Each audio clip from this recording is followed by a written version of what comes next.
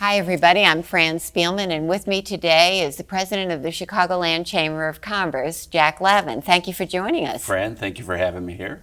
So, your background, director of the State Department of Commerce and Economic Development under Rod Blagojevich. Under Governor Blagojevich, yes. Which you don't mention in your resume. Oh, sure. I mentioned director You of the mentioned State it. Department. No, you do, but not his name, not Rod Blagojevich's name. Governor of Illinois, right. It's got to be weird to have worked during that time when all that was going on. Well, what was that like? It was an exciting time. When I came in to be director of commerce, the agency had kind of floundered for a while, and we sent it in a whole new direction. We took the state of Illinois and broke it down into 10 regions. We did an economic plan for every region of the state that included workforce, economic development, transportation, capital, and all that, I think, prepared me to, when I became chief of staff for Governor Quinn, and we implemented the first capital bill in 10 years, and we had the Obama recovery money, and I think we invested that money to help grow the economy out of the Great Recession. So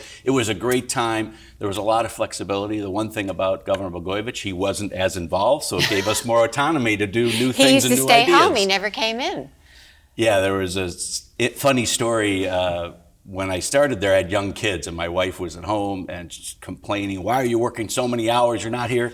And one day she was walking the kids somewhere at 10 in the morning and driving, and she almost ran over a jogger. And then she realized it was Governor Blagojevich out jogging, and she's like, "Why are you out jogging? And my husband's home working all these hours." So there's kind of a funny story. Did you ever have any clue what he was really up to or what was going on? And it must have been embarrassing when you found out. Yeah, no, that was what was going on there. I was focused on what I was doing at the Department of Commerce. We helped attract and retain 500 companies in the state of Illinois during my tenure.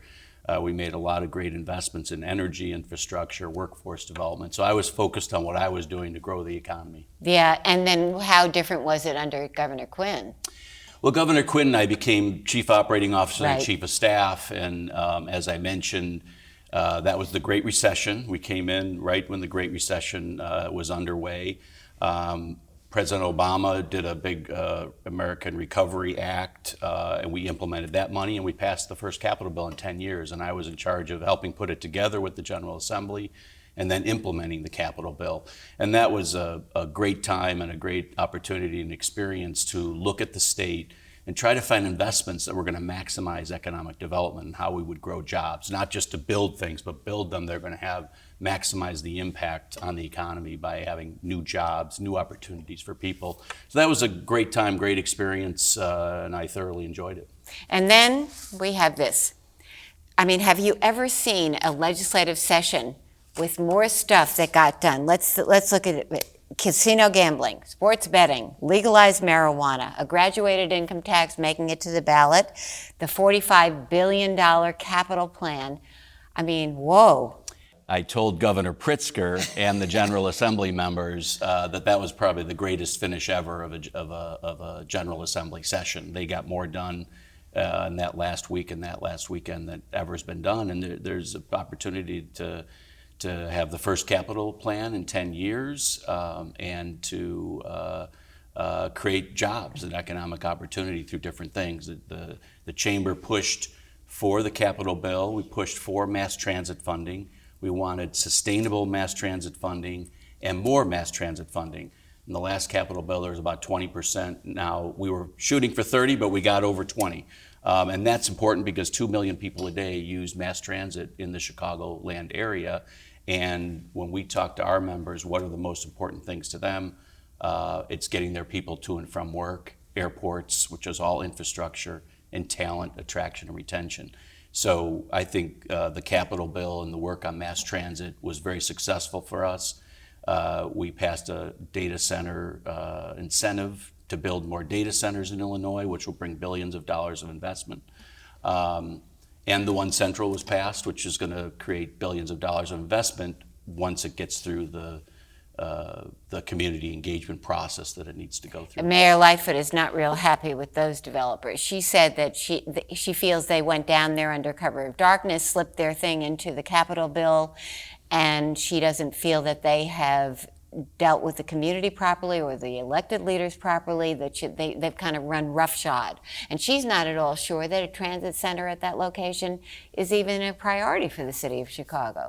Yeah, no, I've seen her comments. I think that there's a whole process that needs to happen here, and absolutely there needs to be a thorough and robust community engagement process, and there will be, and it will take time. There's no doubt about that.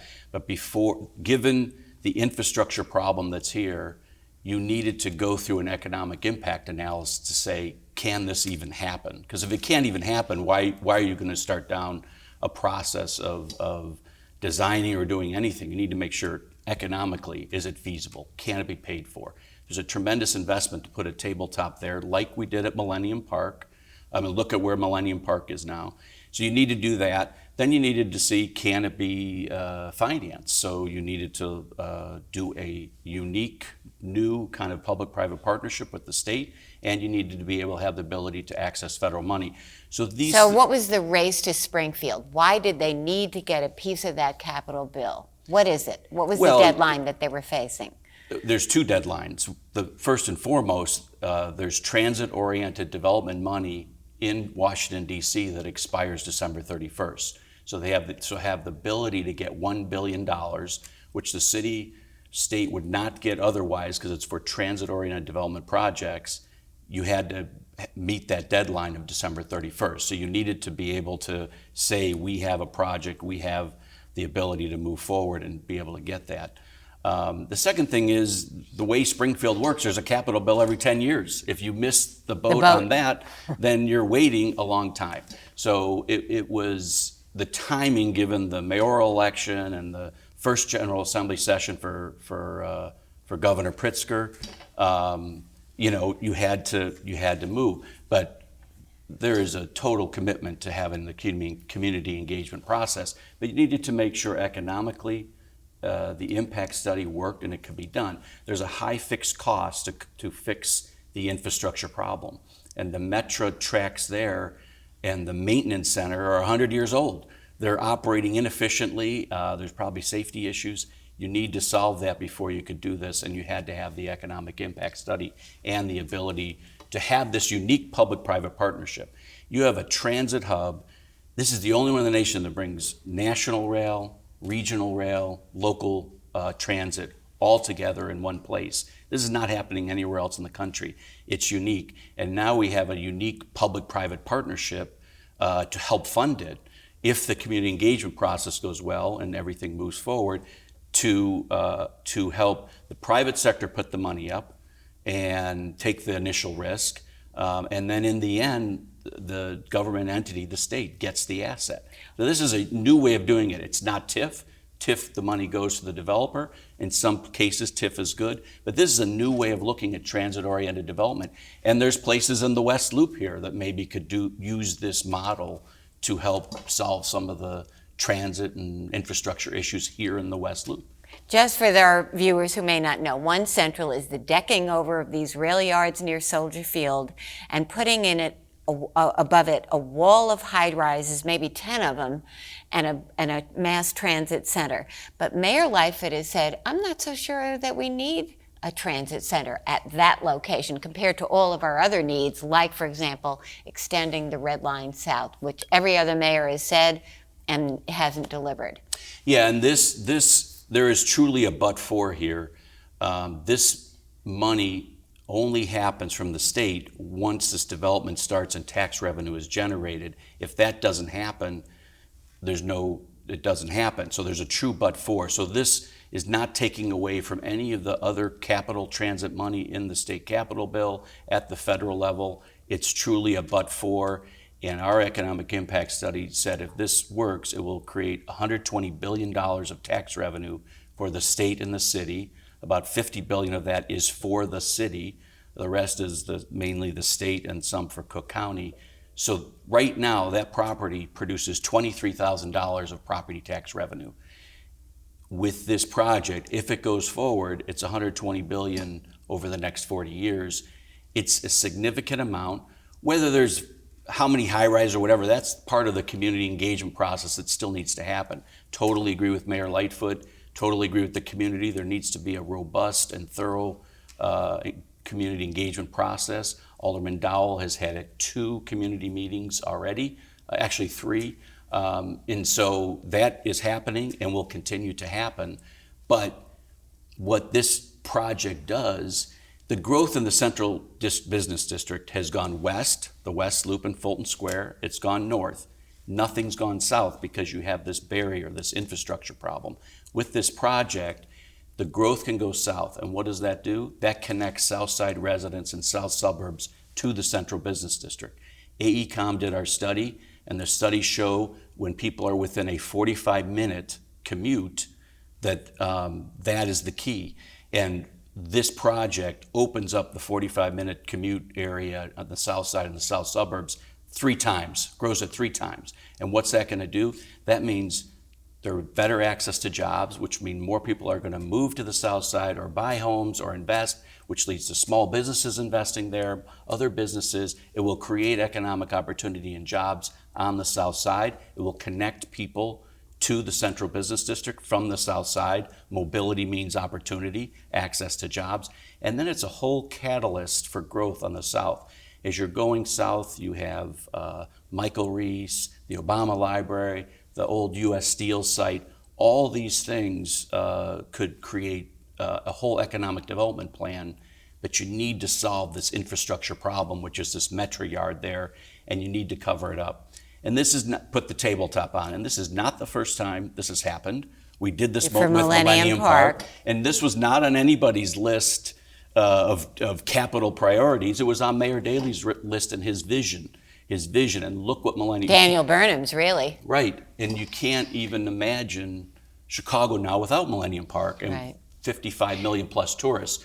So sometimes bold and innovative visions aren't on people's list, but they can become these huge economic opportunity job creators. Let's talk about another bold thing. The casino. 4,000 gaming positions for a Chicago casino that mayors have been asking for 30 years. They finally got. But is it too much gambling for Chicago? Are you worried about the business climate, the tourism climate, the saturation of gambling, possibly slots at O'Hare and Midway? I mean, what's that going to turn Chicago into? Well, I think that's why Mayor Lightfoot has said she needs to do a study, the city needs to do a study to look at where we can maximize the benefit of this casino. Where do you think?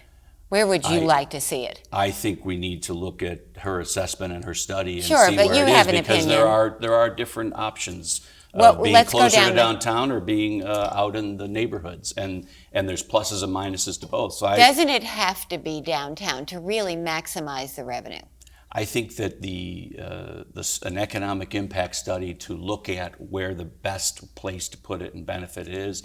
If you're trying to stop people going from Indiana, it needs to be south, in that area. But I think a study will say how can we both maximize the revenue from the casino and how can we maximize job creation and economic development. And I think a thorough research and study similar to what AECOM did for One Central, I think will help that. Because there's a lot of facts, when you look at the history of the central business district and the growth, from 1980 to now, from the central area plan that was done in 2003, you see that a lot of private investment has happened, not the public infrastructure's happened. So you really have to get down into the details to decide where's the best location, where is it going to have the maximum What about impact. McCormick Place East? I mean, they were going to tear it down anyway. Wouldn't that be a good location? Once again, I think that you have to have an analysis and you have to have all the stakeholders. You need to have McCormick Place. You need to have the big conventions that come to the city weigh in. All the stakeholders weigh in and say what they feel and how it will help. If the stakeholders say this would be a benefit to attracting conventions, then I think that should go into the analysis. Well, are you of the mind that it would take away from conventions to have it close to downtown? I think... would it make people come off the floor and go to the casino? Well, I think right now, since there are casinos in Indiana, the people that come to conventions and want to do that are going to Indiana. So we should try to capture that traffic. But I think Where's the best place to do that? Further than that, you need to talk to all the stakeholders and see what's the best So you have no place. opinion about this, about where it should go? I think we need to look at the data and decide where the best place is and do that economic assessment. The graduated income tax, where does the Chicagoland Chamber stand with that? Where will you be campaigning, for or against, and why? Yeah, we are still analyzing that issue and talking to our members to see where they're at. So we haven't taken a position. We're still analyzing it. We have a public policy committee, and now that it's passed, we'll be reviewing it then with our board based on our public policy committee's recommendations and deciding what stance that we take. But this has an enormous impact on your members, right? I think it has an impact on the state. That's why right. It's so why be so timid? Why not weigh in? That's why it's a state constitutional amendment. That's why we make it so difficult to change the Constitution. Well, you're going to weigh in, aren't you? We will eventually weigh in, yes. But I mean, how long are you going to wait?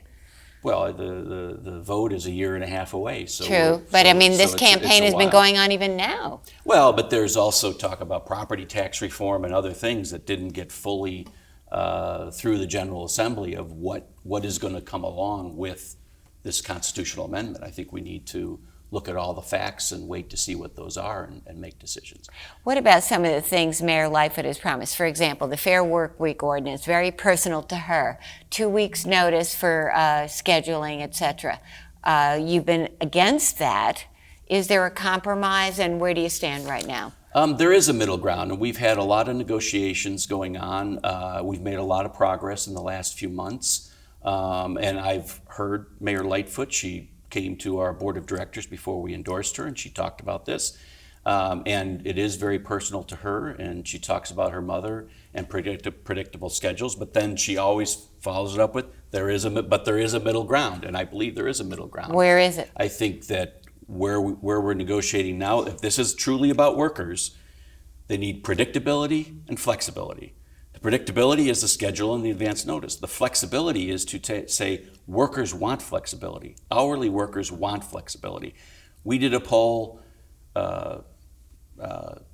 between 75 and 77% of workers, minority workers, women workers, millennials, all want flexible scheduling. We had our largest annual meeting earlier this week, and we had a keynote speaker from Manpower. They constantly are surveying workers and what workers want. And the number one thing there is workers want flexibility. So predictability, yes. Flexibility, yes. So what is that middle ground? The flexibility is a standby list. So the number of places that have passed it, the state of Oregon has a standby list. And what does that do? That allows, if there's workers that want more hours to work, they want flexibility, they want on the weekend, Fran, I got to change my schedule, I've got a family event now, can you switch with me? They want that flexibility. That's a lot of times why they're hourly workers. So that standby list allows that to happen, allows workers to say, yeah, anytime I can get more hours, I want it. Anytime someone needs to change shifts, I want to be part of that. It's the number one issue with workers, especially millennials. It offers flexibility, and if this is really about workers, let's do that. Some of the early data, San Francisco passed this, some of the early data on this say that the ordinance, which this ordinance is like San Francisco, gives the predictability, but it takes away flexibility. Workers get less hours, they get less chance to shift their hours, and their schedules are more rigid. That's not what workers want. And like I said, less hours, so they're making less money. So we need to find a middle ground where predictability, yes, just as Mayor Lightfoot says, people need to schedule childcare and doctor visits and all that, but workers also want flexibility, and that's where the middle ground is, the standby list, and it's showing in other places it's becoming more rigid if you don't put a standby list in. The $15 minimum wage by 2021 in Chicago, is that okay with you? Well, I think there's always a problem, an issue, when you have multiple jurisdictions with different wages. So I am concerned that there'll be different wages. Obviously, the state is heading towards $15 an hour. But too slow, according to the people here. But if, what happens is, across the street, you've got not Chicago, and they're paying something, and then in Chicago, they're paying something. It creates a issue for businesses. So we would be concerned about that. We would need to work on that. So are you going to oppose that? I think that we will be against that. And the reason being what? That there's too many mandates on businesses in Chicago, or what? Well, there's too many mandates. I mean, I served on Mayor Lightfoot's transition committee, and everybody says, let's get the business community more involved, do more things like AT&T's Believe Chicago program. But then on the other hand, they want to come back, higher minimum wage, restrictive scheduling, paid sick leave. So they want to put a lot of mandates on business. You can't have it both ways. You got to be balanced, a balanced approach. You can't use the business community as a piggy bank to keep raising money, because then they're not going to create as many jobs. Companies aren't going to locate here and invest here and create those jobs. So And she's fair and balanced. She's got a $700 million deficit or more, and she's talked about not doing it on the backs of the middle class and the low income people, which means. But she's also said I need to be fair to business. She has Right. said I don't So want. are you worried about what's coming taxation wise? I think that business community is always worried about that, but as long as the business voice is heard and there's a balanced approach and both sides are being heard, and you can come to some middle ground and compromise, I think that's all the business community can ask for. And that's why the Chicagoland Chamber endorsed Mayor Lightfoot, because when she came to our board, that's what she said. The She business said, community- understand there needs to be a balance. But the business community had a real friend in Rahm Emanuel. Tourism was boosted. We had corporate relocations to Chicago. The tech sector really boomed also. In Mayor Lightfoot, you have more demands. You have her saying, pay attention to those neighborhoods. So are you worried about the atmosphere, the tax them more, demand more atmosphere? Well, I'm not sure she's saying tax them more. She's definitely saying there needs to be a balance between the central business district and the neighborhoods. And we agree. If the central business district's doing well, neighborhoods are doing well. If neighborhoods are doing well, the central business district. Is there more you can has to be a do balance. in these impoverished, Absolutely. ignored neighborhoods? What Absolutely. can I think, you do? like, for example, AT&T has a program called Believe Chicago. They go into 19 communities that are dealing with violence and high unemployment, and they do their volunteer time. They've hired 500 workers out of those communities. They're out there working with the community groups out there to find ways that they can work together to do job training, hire people, do volunteer time. That's the kind of engagement that the business community can have, and we hope to add to that and grow that. We had Eileen Mitchell, president of AT&T Illinois, speak at our annual meeting about this, and then we committed to try and recruit more companies to do this. And this was something discussed in Mayor Lightfoot's transition committee. And to do that, to engage the business community more to do that. And you'll get more done by doing that than just piling on regulations. And the other thing I'll say, Mayor Lightfoot has talked about reform, signage, permits, zoning. I mean, all that has to be more efficient and more timely. That's important to business too. It's not just about taxes, it's about regulatory reform to make it easier to do business in Chicago. Jack, thank you for joining us. I really appreciate it. And we'll see you all next week.